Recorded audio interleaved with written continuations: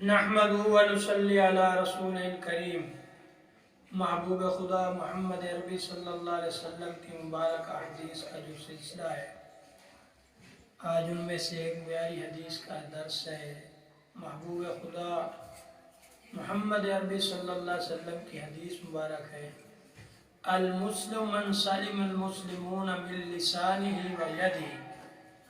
تم میں سے کامل مسلمان وہ ہے جس کے ہاتھ اور زبان سے دوسرے مسلمان محفوظ ہے۔ ہاتھ سے بھی دوسرے مسلمان محفوظ ہوں اور زبان سے بھی دوسرے مسلمان محفوظ ہوں۔ زبان سے کسی مسلمان کی غیبت، برائیاں بیان نہ کرے، اور ہاتھ سے بھی اپنے کسی مسلمان کو تکلیف نہ دے۔ ہاتھ سے کوئی ایسا اشارہ بھی نہ کرے جس سے اس کی کمی ظاہر ہو۔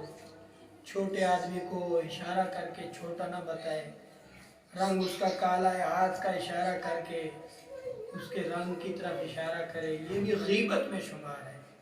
اللہ کے نبی صلی اللہ علیہ وسلم معراج پر گئے، کچھ لوگوں کو دیکھا تو ان کے ہاتھ اور پاؤں کٹے ہوئے تھے۔ جبرائیل امین سے پوچھا یہ کون لوگ ہیں؟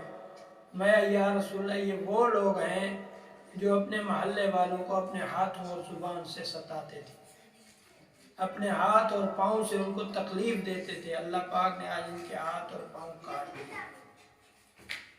اور دوسری حدیث میں ہے جس کا مفہوم ہے تم میں سے کامل مسلمان وہ ہے جس سے دوسرے مسلمان اپنے مال اور جانوں کے اعتبار سے محفوظ ہیں۔ اللہ کے نبی صلی اللہ علیہ وسلم نے فرمایا، جبرائیل امین نے میرے سامنے محلے والوں کے اتنے حقوق بیان کیے، مجھے خطرہ ہو گیا کہ محلے والوں کو وراثت میں بھی شامل نہ کر دیا جائے۔ اس لیے مسلمانوں کے حقوق کا خاص خیال رکھنا چاہیے، نہ ان کی غیبت کرنی چاہیے، نہ ہاتھ اور پاؤں سے تکلیف دینی چاہیے۔ اگر ایک زانیہ عورت کتے پر ترس کرے، جو کتا مخلوق میں سے سب سے بدتر مخلوق ہے، اللہ اس کی بخشش کر دیتے ہیں۔ اور تہجد گزار عورت بلی کو پالا ہوا تھا، اس کو باندھ کے رکھا، چھوڑا نہیں، وہ بھوکی پیاسی مر گئی، اس کی وجہ سے اللہ اس کو جہنم میں ڈال دیتے ہیں۔ تو مسلمانوں کے حقوق تو اس سے بہت آگے ہیں۔ انسان تو اشرف المخلوقات ہے، اور انسانوں میں مسلمان تو اللہ کے یہاں بہت پیارا ہے، اللہ کے یہاں بہت ان کی عزت اور اکرام ہے۔ اس لیے ہمیں مسلمانوں کی زبان سے بھی غیبت نہیں کرنی چاہیے، مسلمانوں کو اپنے ہاتھ اور پاؤں سے بھی نہیں ستانا چاہیے۔ ہر مسلمان کے لیے خیر کا ذریعہ بننا چاہیے۔